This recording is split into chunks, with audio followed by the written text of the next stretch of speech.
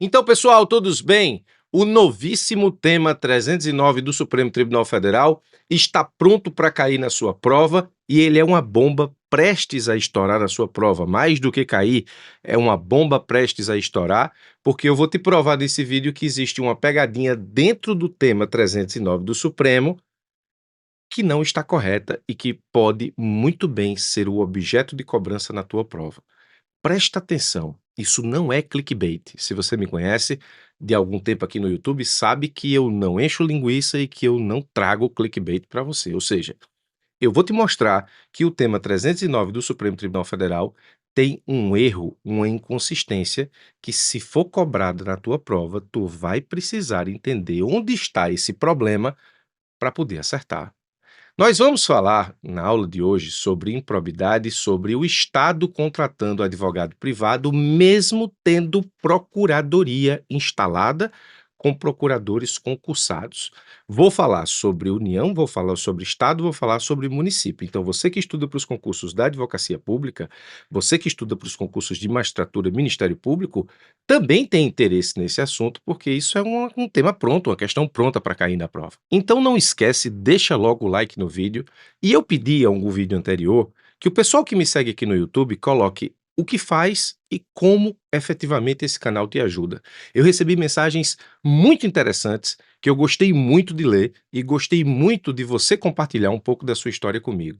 Então, assim como você gosta de ter aqui vídeos importantes para que você possa revisar temas complexos, STJ, STF, Fazenda Pública, o que acaba sendo aproveitado para outros concursos também, deixa aí no comentário o que você faz, ou seja, qual cargo você exerce, se você estuda para advocacia pública, magistratura, Ministério Público, e como esse canal te ajuda. É muito importante para mim ler esses comentários, tá? Mas, muito bem. Como entender o tema 309 do Supremo Tribunal Federal? Presta atenção que isso aqui é importante. Como de praxe, vamos analisar a partir daquilo que poderia ser o enunciado na tua prova subjetiva da advocacia pública. Ebérgico, prefeito constitucional, contrata escritório de advocacia privado para a defesa de ação judicial intentada contra o município. O município, contudo, possui procuradoria própria, instalada e com procuradores concursados. Nesse caso, Ebérgico comete ato de improbidade. Embora o enunciado seja pequeno, ele vai demandar aí um plexo de argumentos que precisam ser concatenados para que você possa, nesse caso, convencer o examinador de que você sabe do que está falando e de que você sabe resolver isso aqui. Eu vou, a partir de agora, te explicar isso com a explicação do tema 309 e a resposta está no tema 309 com uma pegadinha, com uma bomba escondida pronta para estourar na tua prova. Muito bem, o tema 309 do Supremo Tribunal Federal, e agora eu começo a explicação, ele é o somatório de dois julgados anteriores. Então, a fórmula do tema 309 é, na verdade, a soma do que decidiu o Supremo na ADI 6.678, medida cautelar, mais a DC 45. O Supremo juntou essas duas decisões e fez um copiar-colar e, nesse caso, apresentou as duas decisões como tema 309, tema de repercussão geral, com todas as implicações que isso define. Muito bem, vamos analisar a tese no tema 309 e eu vou fazer a leitura da tese para que, nesse caso, você possa, comigo, estabelecer quais são os parâmetros dessa explicação. O tema 309 tem duas partes, parte A, parte B, e é exatamente isso. A parte A é decorrente do que decidiu o Supremo nessa DI e a parte B é o que decidiu o Supremo na DC 45. Ipsis literis. Aí você poderia dizer, professor, então é muito simples. Basta com que eu conheça o entendimento do Supremo na ADI 6.678, medida cautelar, somando ao entendimento que eu também preciso conhecer da ADC 45 e eu tenho o tema 309, ok? Quase ok, quase, quase.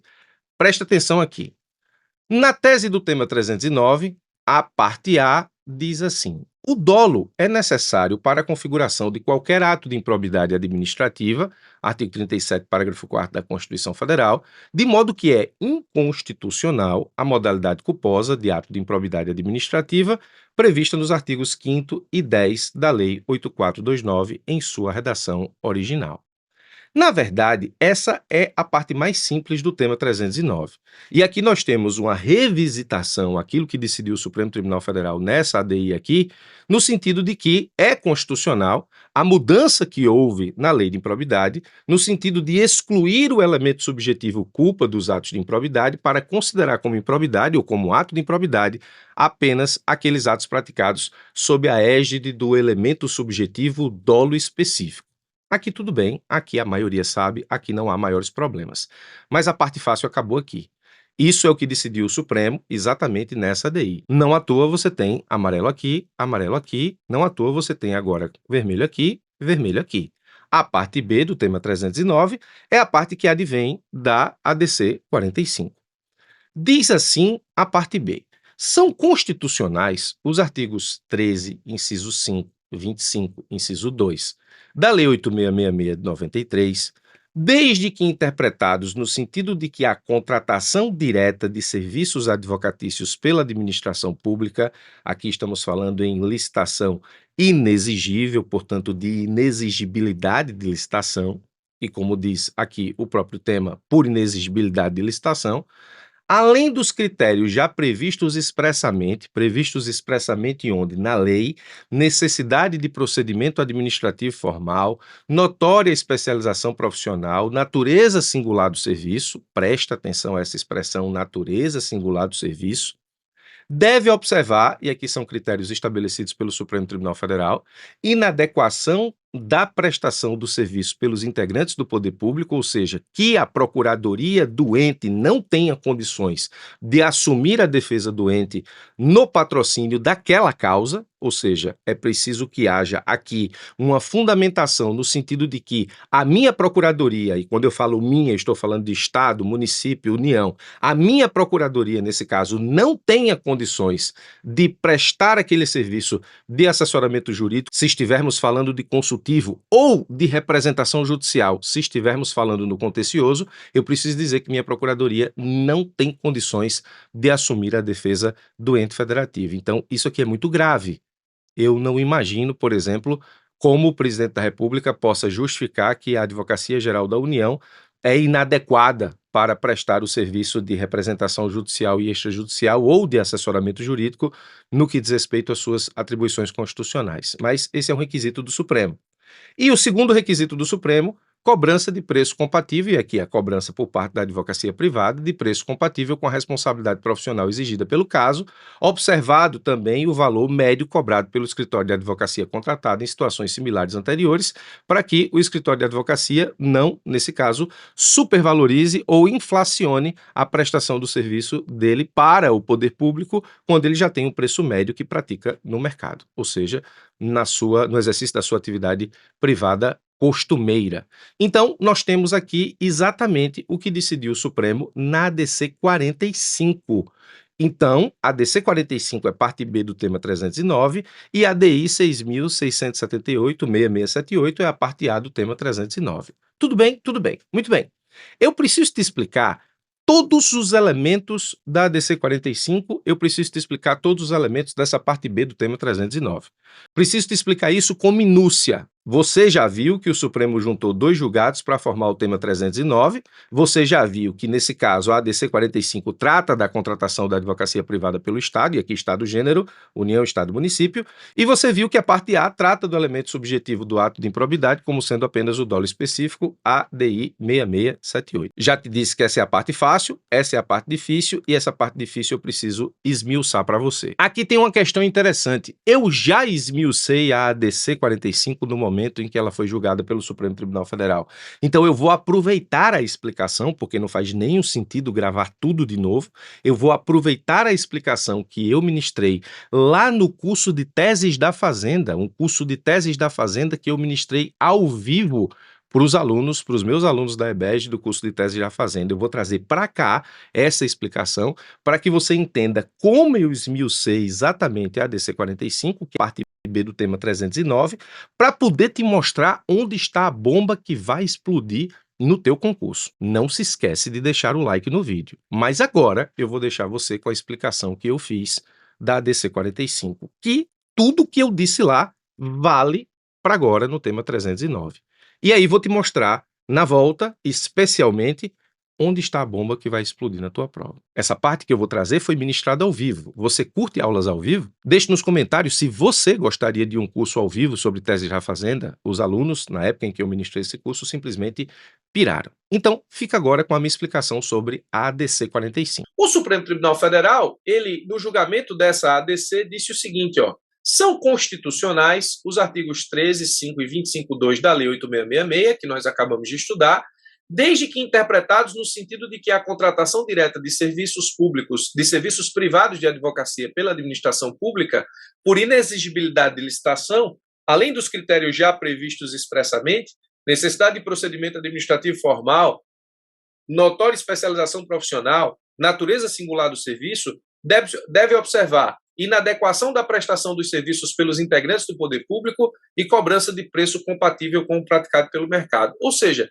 o Supremo decretou a constitucionalidade do dispositivo, sendo que eu acho que ele piorou a situação interpretativa que a OAB buscava.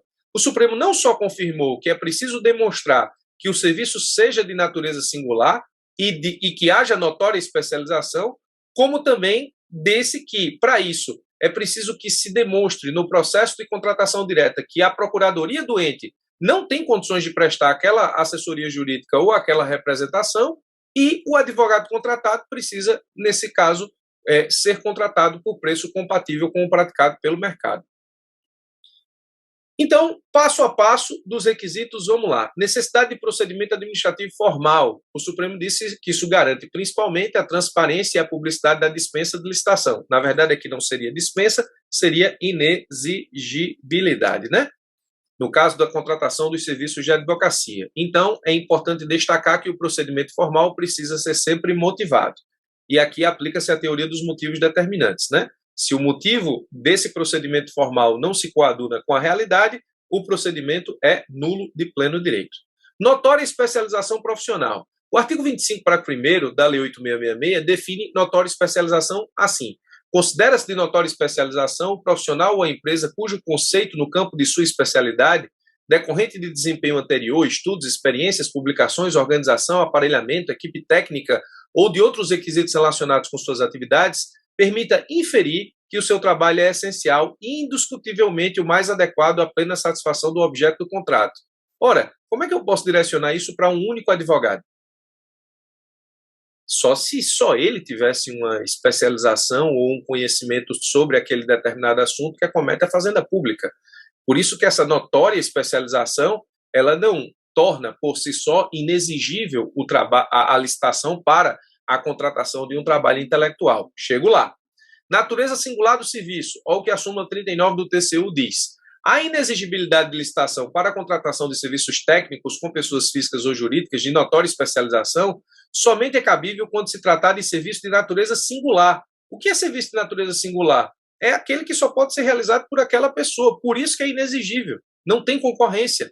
Capaz de exigir, na seleção do executor de confiança, grau de subjetividade insuscetível de ser medido pelos critérios objetivos de qualificação inerentes ao processo de licitação. Ou seja, como é que nos serviços jurídicos eu consigo estabelecer que um serviço é de natureza singular, ou seja, só aquele advogado consegue fazer, porque só ele tem notória especialização para fazer, só ele tem conhecimento para fazer, só ele tem experiência para fazer, no mundo hoje onde a multidisciplinaridade toma conta de tudo. Todo mundo sabe de tudo um pouco e todo mundo é meio que especialista em tudo. Como é que faz isso? É totalmente complicado. Inadequação da prestação de serviço pelos integrantes do poder público. Aqui é um requisito que o Supremo acrescentou nessa ADC. Aqui cuida-se da falta de procuradoria ou de serviço que não será prestado pela procuradoria.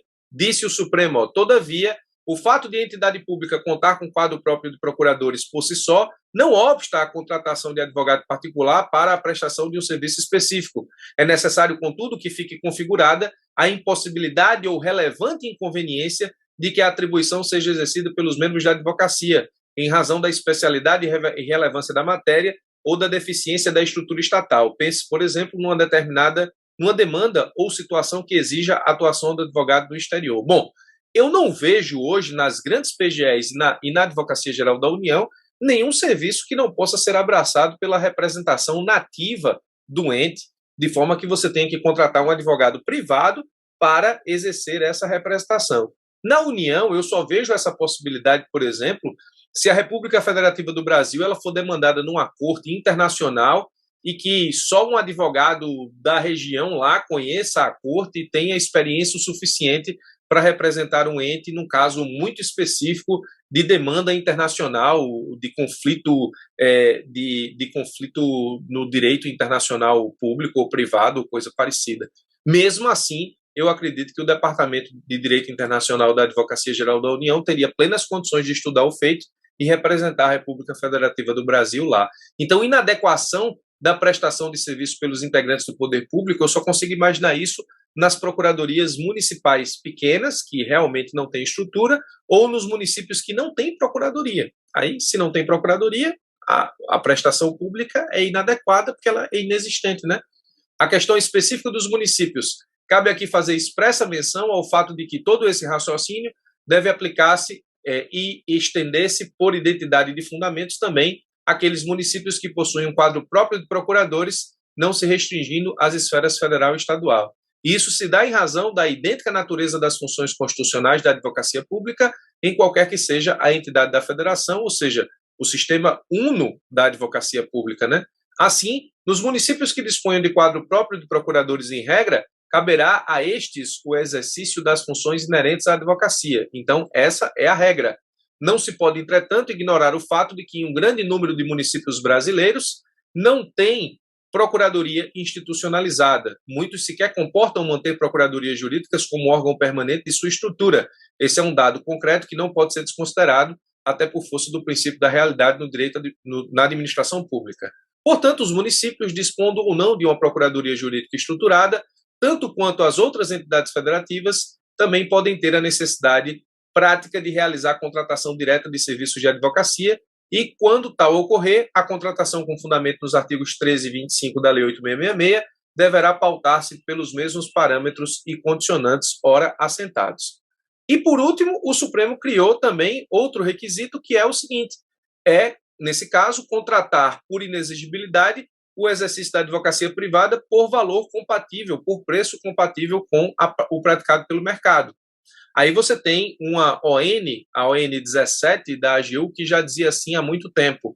A razoabilidade do valor das contratações decorrentes de inexigibilidade de licitação poderá ser aferida por meio da comparação da proposta apresentada com os preços praticados pela futura contratada junto a outros entes públicos e ou privados ou outros meios idôneos, ou seja, a administração tem que fazer uma comparação daquilo que ela está contratando em termos de representação com aquilo que é praticado pelo mercado. Aí o Supremo disse, né, são constitucionais os dispositivos da Lei 8.666, ou seja, a contratação direta de serviços de advocacia por inexigibilidade de licitação, quando existir procedimento formal, notória especialização, natureza singular do serviço, notória especialização e natureza singular do serviço são requisitos da 8.666, e ele ainda acrescentou inadequação da prestação de serviço pelos integrantes do poder público, ou seja, procuradoria inexistente ou, para aquele caso, procuradoria ineficiente, ou seja, ela não tem condições de fazer aquela representação ou prestar aquela consultoria, e cobrança de preço compatível com o praticado pelo mercado. Muito bem, isso tudo nos termos da Lei 8.666. A Lei 14.133, na parte de inexigibilidade de licitação, ela mudou o parâmetro de natureza singular do serviço e de notória especialização profissional e disse o seguinte, é inexigível a licitação quando inviável a competição, em especial nos casos de contratação dos seguintes serviços de natureza especializada, contratação dos seguintes serviços técnicos, especializados, de natureza predominantemente intelectual, com profissionais ou empresas de notória especialização. A nova lei, ela deu uma outra característica ao que se entende como serviço técnico que pode permitir a contratação sem licitação por inexigibilidade. Ela trocou a ideia de natureza singular por natureza predominantemente intelectual com profissionais ou empresas de notória especialização. Então, continua sendo obrigatório ser especializado, mas não para a prestação de um serviço de natureza singular, como se uma única pessoa pudesse prestá-lo. É isso que dá a ideia de natureza singular. Trocou-se serviço de natureza singular por serviço de natureza predominantemente intelectual. E isso aqui resolve grande parte dos problemas, porque agora o serviço não precisa ser mais singular, ele precisa ser intelectual e não somente prestado por uma única pessoa, mas um serviço que tenha natureza intelectual prestado por alguém que tenha especialização. Isso fica mais fácil de configurar e impedir a condenação de gestores e advogados no que diz respeito, efetivamente, à ideia de, digamos, improbidade. Comprovar que o serviço de advocacia tem natureza singular é bem difícil, mas não há nenhuma dificuldade em comprovar que esse serviço tem natureza intelectual. E aí, a especialização do profissional é fácil de comprovar também. Então, se eu tiver um profissional especializado para serviço de advocacia que tem natureza intelectual, fica simples aqui eu comprovar a inexigibilidade de licitação. Ou seja, trocou-se a ideia de serviço de natureza singular para serviço de natureza predominantemente intelectual. E dentre esses serviços, a nova lei justamente elenca o patrocínio ou defesa de causas judiciais ou administrativas. Ou seja, o legislador aqui mudou o parâmetro do que é inexigível para abraçar aí o serviço de natureza judicial, o patrocínio de defesa judicial ou administrativa, tendo o administrador que provar tão somente aquele que vai aplicar a inexigibilidade que o serviço é intelectual, o serviço da advocacia é intelectual, e nesse caso, que ele seja de notória especialização, o que é fácil de comprovar. Quem contrata pela Lei 14.133, nesse caso, usa a inexigibilidade com a ideia de serviço de natureza intelectual e notória especialização. Quem contrata pela Lei 8.666 ainda tem que comprovar o serviço de natureza singular e a notória especialização. Professor, como é que fica essa tese do Supremo agora sob a ideia da Lei 14.133? É só adaptar o que entendeu o Supremo na declaração de constitucionalidade no que você já estudou. O Supremo entende que é constitucional os requisitos da lei, mas agora, quem contrata pela Lei 14.133 vai ter que comprovar necessidade de procedimento administrativo formal, notória especialização profissional, natureza singular do serviço não precisa mais, pela Lei 14.133 você tem que comprovar efetivamente a natureza predominantemente intelectual e ainda os dois requisitos do Supremo, inadequação da prestação de serviço pelos integrantes do poder público e cobrança de preço compatível com o praticado pelo mercado, tá? Ou seja, o artigo 74, ele trocou a ideia de serviço de natureza singular por serviço de natureza predominantemente intelectual. Isso facilita a comprovação da inexigibilidade para a contratação de advogados. Embora facilite, o Supremo Tribunal Federal tem os requisitos aqui da Lei 8.666, que você tem que adequar efetivamente para a Lei 14.133. Ou seja, você precisa de procedimento administrativo formal, precisa comprovar ainda a notória especialização e precisa agora não mais comprovar o serviço de natureza singular da 8.666, mas o serviço de natureza predominantemente intelectual. Ainda precisa ficar demonstrado no processo de dispensa que o ente não tem procuradoria ou a procuradoria não pode abraçar aquela consultoria ou representação, e ainda é preciso que haja preço compatível com o praticado no mercado para a contratação direta.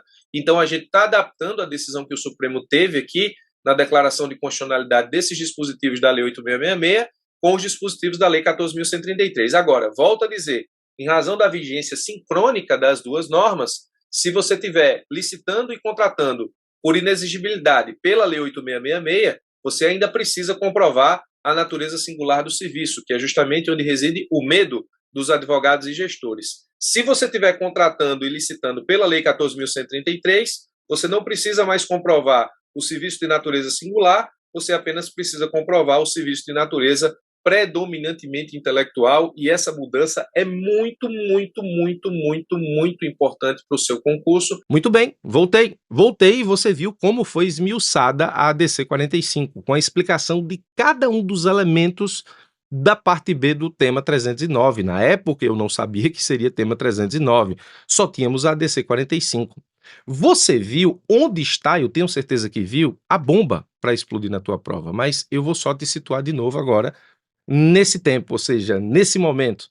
Você viu que o Supremo estabeleceu que a inexigibilidade de licitação é constitucional para a contratação de serviços advocatícios privados, desde que atendidos os critérios já previstos na lei, já expressamente previstos em lei, dentre eles a natureza singular do serviço. Sendo que, como expliquei, a nova lei de licitações e contratos não exige mais natureza singular do serviço para os casos de inexigibilidade de licitação. Então, essa expressão do tema 309 é ultrapassada.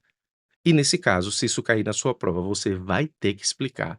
Não basta aqui reproduzir os requisitos do tema 309, parte B, e dentre eles, a natureza singular do serviço. Você vai ter que atualizar, mesmo que o Supremo não tenha atualizado a decisão da ADC 45 para o tema 309, o que, de fato e de verdade, é um erro. O Supremo deveria, já que isso se transformou em tema de repercussão geral, embora a ADC 45 seja uma ação declaratória de constitucionalidade, ao transformar o que decidido na ADC 45 em tema de repercussão geral, entendo que o Supremo teria que ter atualizado o requisito da inexigibilidade da lei, que não é mais natureza singular do serviço. O Supremo deveria ter atualizado isso para serviço predominantemente intelectual. E onde está o erro? O erro está porque a Lei 14.133 não exige mais que o serviço seja singular para a inexigibilidade da licitação, exige que o serviço seja predominantemente intelectual. Esse é o ponto crucial da sua prova, essa é a bomba pronta para explodir. Então, a questão da sua prova mais difícil, que pode cair sobre o tema 309, vai acontecer na forma de pegadinha, com o texto natural do tema 309, mas para que você demonstre conhecimento acima daquilo que escreveu o Supremo na tese do tema 309. Presta atenção, porque dificilmente você vai ver isso em outro lugar que não aqui, nesse canal. Então, deixa o like. Muito obrigado pela sua atenção, forte abraço e até os nossos próximos encontros.